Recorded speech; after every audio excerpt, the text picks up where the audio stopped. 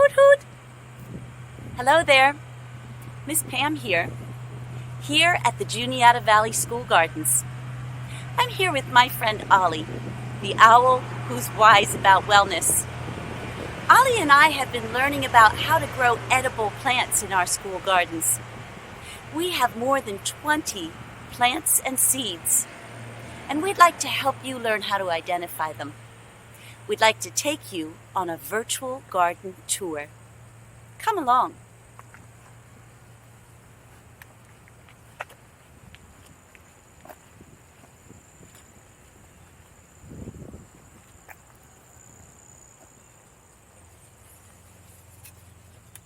From far away, the plants in our school gardens look similar.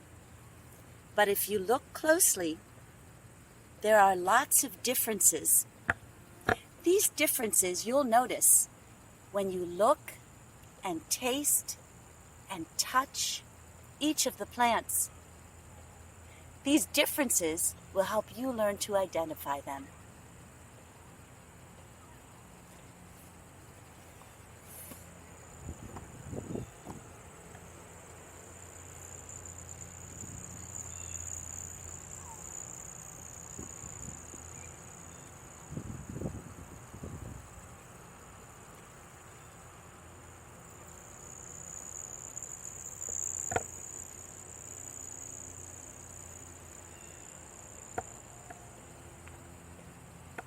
During the first part of our tour, we're going to imagine that we're making a full-course meal. I have a menu right here. Let's start with the salad. For our salad, we're going to use a flower from the nasturtium plant. The leaf of the nasturtium plant looks like a lily pad. The color of the flowers vary from yellow to orange to deep red. The flowers have a peppery taste and make a garden salad look beautiful. For our second course today, we're going to make pasta with a rich pesto taste. For that, we'll need some basil.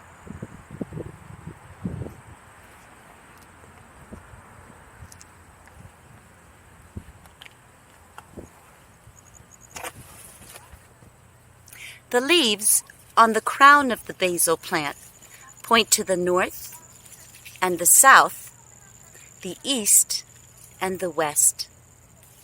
The leaves are shiny green with a jagged edge. When you take each leaf individually and you put it into a food processor with fresh garlic and olive oil, with salt and fresh ground cheese, and you turn that food processor on, you create a rich pesto paste. That paste can be put onto pasta to make a delicious Italian main course. But let's add something to make it even better. Let's add some of these.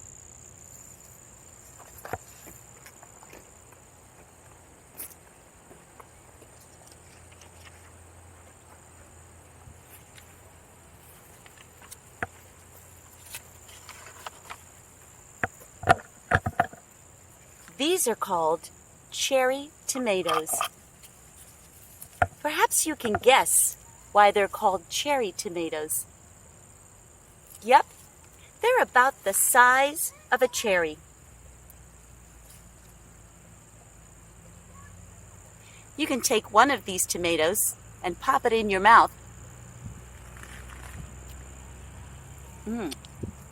For a quick snack. Or you could cut them in half or quarters and add them to your pesto pasta.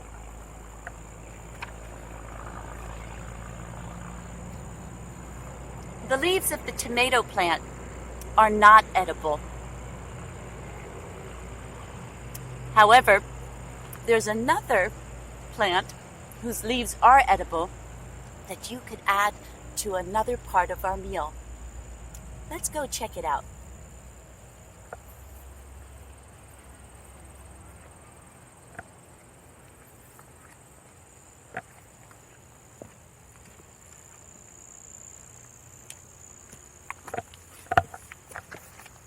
This plant is called oregano. The crown of these leaves also point to the north and the south, the east and the west. Unlike the basil plant, these leaves are small and teardropped.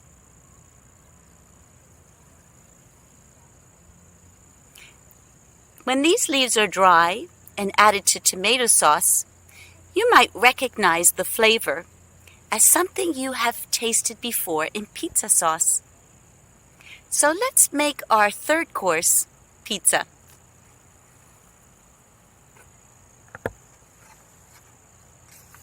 So far, so good. If you'd like to add chicken to our main meal, the leaves from this plant might make that even more delicious. Growing next to the oregano, we have thyme. These thousands and thousands of leaves help to make chicken and soups taste even more delicious. But before too much time goes by, let's talk about dessert. Most desserts are sweet, and this plant adds quite a bit of sweetness to tea and after dinner drinks. These leaves are quite long and have white veins running along the length of the leaf. If you take a nibble of one of these leaves, the sweetness oozes out. This plant is called stevia. You might think of someone you know named Steve, and it might help you to remember the name of this plant. Now that we've had a full course meal, you can take a rest, and Ollie and I will prepare for the rest of our virtual garden tour.